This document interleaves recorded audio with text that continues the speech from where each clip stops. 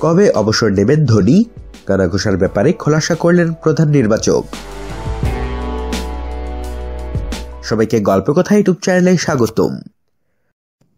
আমাদের চ্যানেলে সাবস্ক্রাইব করেছেন কি? অজানা সব নিউজ আপডেট পেতে সাবস্ক্রাইব লেখার উপর ও বেল বাটনে প্রেস করুন।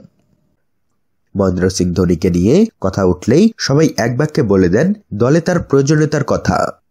সবাই বলেন ধোনির অভিজ্ঞতার কথা। 2019 ইংল্যান্ড বিশ্বকাপে ধোনির যে ভারতীয় দলের অংশ সেটি নিয়ে কারোরই কোনো সন্দেহ নেই। তবে প্রশ্ন একটা থেকেই যাচ্ছে, ধোনি আর কতদিন খেলবেন? কানাঘুষা আছে ইংল্যান্ড বিশ্বকাপের পরপরই প্যাড গ্লোভস খুলে রাখবেন ভারতীয় ক্রিকেটের অন্যতম সেরা এই তারকা।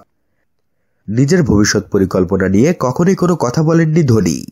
2014 সালে হঠাৎ করেই কাউকে কিছু বুঝতে না দিয়েই টেস্ট ক্রিকেট থেকে অবসরের ঘোষণা দিয়েছিলেন এই উইকেটরক্ষক ব্যাটসম্যান। সবাই অবাক হলেও মেনে নিয়েছিল এটাই ধোনির ধাত। অধিনায়কত্ব ছেড়েছেন একই কায়দায়। 2017 সালের শুরুতে ঘরের মাটিতে ইংল্যান্ডের বিপক্ষে ওয়ানডে সিরিজ শুরু হওয়ার ঠিক আগে দিয়ে সেবারও সবাইকে করেছিলেন অবাক। তিনি কবে অবসর নেবেন এটি নিয়ে কানাঘুষার ব্যাপারে কথা বলেছেন ভারতের প্রধান নির্বাচক MSK প্রসাদ।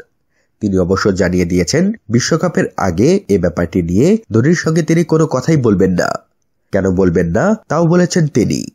আমরা কেউই তার সঙ্গে অবসরের বিষয়টি নিয়ে কথা বলিনি।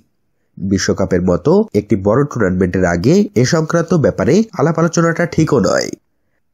ধোনি বিশ্বকাপে থাকছেন এ ব্যাপারে প্রসাদের মন্তব্য ইতিবাচকই। বিশ্বকাপের আগে IPL হওয়াতে ধোনির জন্য সুবিধা হবে। সে IPL এর বড় বড় ম্যাচ খেলে নিজেকে তৈরি করতে পারবে। এটা তার ব্যাটিংয়ের জন্য ভালো হবে।